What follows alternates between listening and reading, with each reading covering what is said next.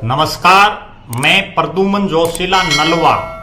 आज बात करेंगे हरियाणा प्रदेश के एक ऐसे नेता की जो एक बहुत ही साधारण किसान परिवार से ऊपर उठ करके और राजनीति में उसने बड़े लंबे चौड़े झंडे गाड़े। एक ऐसा शख्स जिसके परिवार में राजनीति की ABCD पढ़ने वाला भी कोई ना हो, उस शख्स ने हरियाणा प्रदेश के अलग अलग 5 हलकों से चुनाव लड़ा। 3 अलग अलग जिलों से उसने चुनाव लड़ा। 1 दर्जन से ज्यादा अपने राजनीतिक जीवन में उन्होंने चुनाव लड़े। बहुत बार जीते, कई बार हारे भी। केंद्र सरकार तक में मंत्री रहे, हरियाणा प्रदेश की विधानसभा के सदस्य रहे, कई बार लोकसभा के सदस्य रहे और उन्होंने बहुत सी पार्टियों में रह करके अपना नाम कमाया। एक ऐसा युवा जो अपने युवा अवस्था में ही बिना चुनाव लड़े भी हरियाणा प्रदेश में बड़ा चर्चित रहा, और जब उन्होंने अपने जीवन का पहला चुनाव लड़ा तो उसकी चर्चा ना केवल हरियाणा प्रदेश बल्कि पूरे भारत देश में उस चुनाव की चर्चा हुई। उसके बाद उस युवा को केंद्र सरकार में पहला चुनाव जीतते ही मंत्री बनाया गया। हालांकि वर्तमान में वो नेता कई चुनाव लगातार हार जाने की वजह से राजनीति में उस लेवल पर नहीं पहुंच पाया जहां वो युवा अवस्था में था।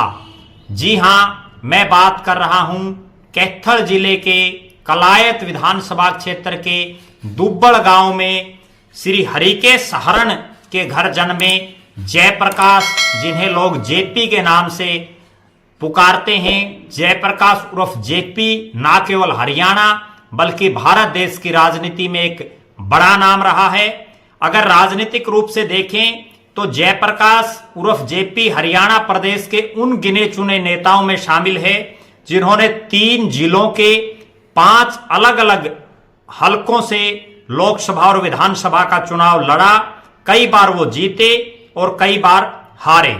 अगर बात करें जयप्रकाश के राजनीतिक कैरियर की तो चौधरी देवीलाल को राजनीतिक गुरु मान करके चौधरी देवीलाल की पार्टी से उन्होंने अपने राजनीतिक जीवन की शुरुआत की और अपने राजनीति का पहला चुनाव उन्होंने 1989 में हिसार लोकसभा क्षेत्र से लड़ा जनता दल की टिकट पर, और वो जीते चुनाव जीतने के बाद उनको चंद्रशेखर जी की सरकार में केंद्र में पेट्रोलियम मंत्री बनाया गया। बहुत ही महत्वपूर्ण विभाग उनको दिया गया।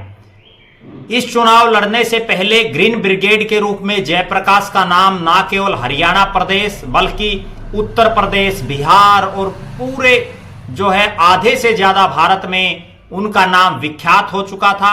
जयप्रकाश ने एक वो समय भी आया था जब उन्होंने अपनी खुद की पार्टी भी बनाई। हालांकि पार्टी बनाने के बाद वो बहुत ज्यादा उस पार्टी को चला नहीं पाए, कामयाबी उनको नहीं मिल पाई। लिहाजा हम बात करते हैं उसके बाद 1991 का लोकसभा चुनाव जयप्रकाश ने हिसार से लड़ा जनता पार्टी की टिकट पर, लेकिन वो चुनाव हार गए।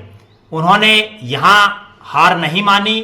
1996 में उन्होंने हरियाणा विकास पार्टी की टिकट पर 2 जगह से एक साथ चुनाव लड़ा। वो भी एक बहुत ही विरला इंसिडेंट था जब उन्होंने लोकसभा का चुनाव हिसार लोकसभा से लड़ा हरियाणा विकास पार्टी चौधरी बंसीलाल जी की पार्टी से, और नरवाना विधानसभा क्षेत्र से उन्होंने विधानसभा का चुनाव लड़ा। इसमें एक जगह जयप्रकाश जीत गए, दूसरी जगह जयप्रकाश जो है दूसरे नंबर पर रहे। हालांकि वो चुनाव ऐसा था जिसमें चौधरी ओम प्रकाश चौटाला तीसरे नंबर पर चले गए थे नरवाना की धरती पर। उसके बाद अगर बात करें हिसार लोकसभा में 1996 में, चूंकि जयप्रकाश पहले देवीलाल की पार्टी में थे, उसके बाद उन्होंने पार्टी छोड़ करके बंसीलाल के साथ वो चले गए और 1996 में वो हवीपा की टिकट पर हिसार लोकसभा से सांसद बने। इसके बाद समाजवादी जनता पार्टी की टिकट पर 1998 में जयप्रकाश ने हिसार लोकसभा से चुनाव लड़ा और ये चुनाव वो हार गए। जयप्रकाश ने यहां भी हार नहीं मानी। 2004 में उन्होंने कांग्रेस पार्टी की टिकट से हिसार लोकसभा से चुनाव लड़ा और वो चुनाव जीत गए। इसके बाद पूरे प्रदेश में एक नारा बड़ा चर्चित रहा कि जयप्रकाश एक पार्टी से चुनाव लड़ता है, एक ही बार जीतता है, दोबारा जीतना उसके लिए बड़ा मुश्किल है, इसीलिए वो पार्टियां बदलता रहता है। क्योंकि जयप्रकाश का जो राजनीतिक इतिहास अगर हम देखें तो 1989 में उन्होंने जिस पार्टी से चुनाव लड़ा, उसके बाद 1991 में देवीलाल की पार्टी से वो चुनाव हार गए।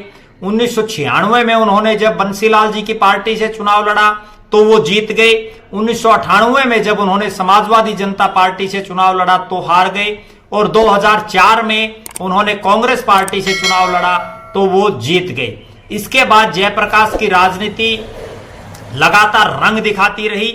इसी बीच जयप्रकाश ने 2000 में कांग्रेस पार्टी की टिकट पर बरवाड़ा विधानसभा क्षेत्र से चुनाव लड़ा और वो बरवाड़ा से विधायक बने। उसके बाद जयप्रकाश चौटाला सरकार में जेल में भी रहे काफी लंबे समय तक, और जब वो जेल से निकले तो एक हीरो बनकर के निकले, और उसी जेल के हीरो के चलते वो हिसार लोकसभा क्षेत्र से चुनाव जीतने में कामयाब रहे। इसके बाद जयप्रकाश ने अपने राजनीतिक जीवन में एक ऐसा मोड़ आया जब 2005 में हरियाणा प्रदेश में विधानसभा के चुनाव थे और प्रत्येक लोकसभा जो सांसद जीते थे उनको एक एक विधानसभा क्षेत्र दिया गया कि यहां से आप अपने मनपसंदीदा आदमी को चुनावी टिकट दिला सकते हैं कांग्रेस की। तब जयप्रकाश ने एक ऐसा फैसला लिया जिससे उनकी राजनीतिक जो सितारे थे वो लगातार गर्दिश में जाते रहे।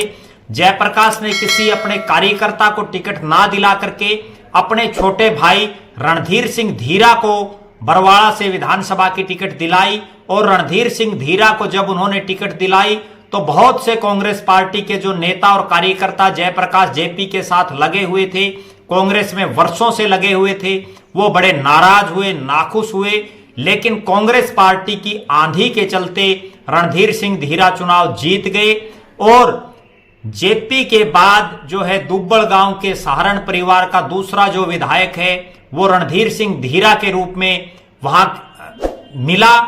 हालांकि रणधीर सिंह धीरा उस चुनाव के बाद हरियाणा प्रदेश की राजनीति में उन्होंने कोई चुनाव नहीं लड़ा। वो बार बार टिकट मांगते रहे लेकिन उनको टिकट नहीं मिली। वर्तमान में जयप्रकाश और रणधीर सिंह धीरा की राजनीतिक राहें अलग अलग हो चुकी हैं। हालांकि पार्टी एक है, जेपी चौधरी भूपेंद्र सिंह हुड्डा के गुट में है कांग्रेस पार्टी में, और रणधीर सिंह धीरा कुमारी शैलजा के गुट में है कांग्रेस पार्टी में। इसके बाद जयप्रकाश ने चूंकि हरियाणा प्रदेश में नया परिसीमन हो गया और उसके बाद घिराए जो विधानसभा क्षेत्र था उसको तोड़ दिया गया, उसके बहुत से गांव बरवाड़ा हलके में लगा दिए गए और जेपी भी बरवाड़ा से टिकट मांगने लगा। लेकिन हालात ऐसे बने कि जयप्रकाश को कांग्रेस पार्टी ने आदमपुर से चौधरी भजनलाल का जो गढ़ रहा है उस विधानसभा क्षेत्र से टिकट दे दिया। लेकिन जयप्रकाश ने वहां भी हार नहीं मानी, अच्छे खासे वोट प्राप्त किए, लेकिन वो दूसरे नंबर पर रहे। 2009 के बाद जयप्रकाश के जो राजनीतिक सितारे थे वो लगातार गर्दिश में जाते रहे। उन्होंने लोकसभा का उपचुनाव लड़ा, जमानत जब्त हुई, बुरी तरह से हारे। इसके बाद उन्होंने हिसार से अपना जो राजनीतिक बोरिया बिस्तर है वो समेट करके अपना जो घरी हलका है उनका कलायत, वहां से उन्होंने तैयारी शुरू की। लेकिन रणदीप सिंह सुरजेवाला की वजह से उनको कांग्रेस पार्टी की टिकट नहीं मिल पाई और उन्होंने निर्दलीय कलायत से अपने घरी हलके से चुनाव लड़ा, क्योंकि कलायत पहले रिजर्व था, एससी रिजर्व, और परिसीमन के बाद जो है वो विधानसभा क्षेत्र ओपन हुआ। 2014 के विधानसभा चुनाव में जयप्रकाश वहां से निर्दलीय चुनाव जीते और हरियाणा विधानसभा में पहुंचे। इसके बाद 2019 में जयप्रकाश ने एक बार फिर से कलायत से कांग्रेस पार्टी की टिकट पर चुनाव लड़ा और वो चुनाव हार गए, वो दूसरे नंबर पर है। जयप्रकाश का राजनीतिक कैरियर यहीं नहीं रुका। 2022 में जब आदमपुर में उपचुनाव हुआ तो जयप्रकाश को एक बार फिर से आदमपुर की धरती से कांग्रेस पार्टी ने टिकट दी, क्योंकि वहां उनके अलावा कोई और मजबूत और टिकाऊ प्रत्याशी नहीं दिखाई दिया। लिहाजा जयप्रकाश चुनाव तो हार गए लेकिन उन्होंने अच्छे खासे मत प्राप्त किए। वर्तमान में जयप्रकाश हिसार लोकसभा, कुरुक्षेत्र लोकसभा, सोनीपत लोकसभा, तीनों लोकसभा क्षेत्रों से कांग्रेस प्रत्याशी के रूप में उनके नाम चर्चा में चल रहे हैं।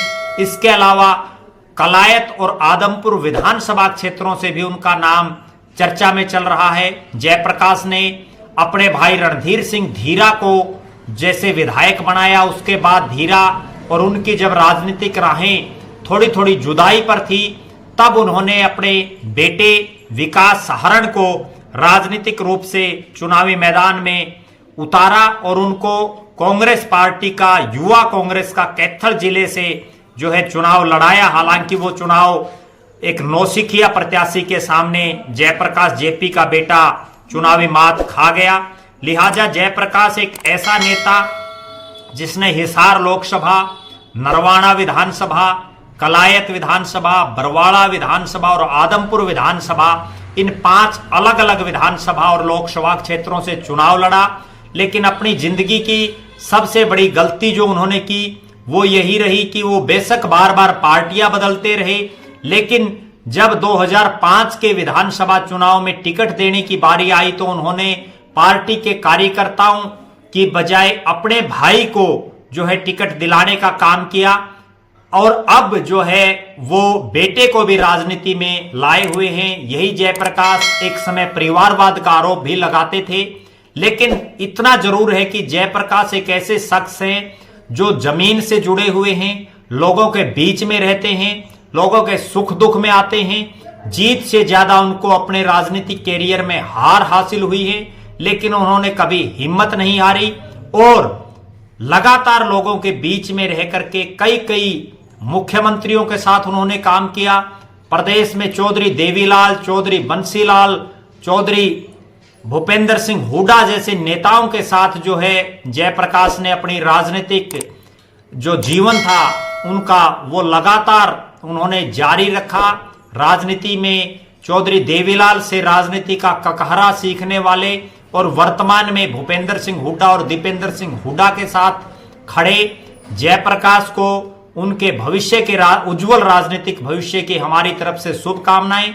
हम लगातार इस बात पर नजर बनाए रखेंगे कि 2024 के लोकसभा या विधानसभा चुनाव में जयप्रकाश जेपी को कहां से टिकट पार्टी देती है और उनका उस चुनाव में क्या रहता है।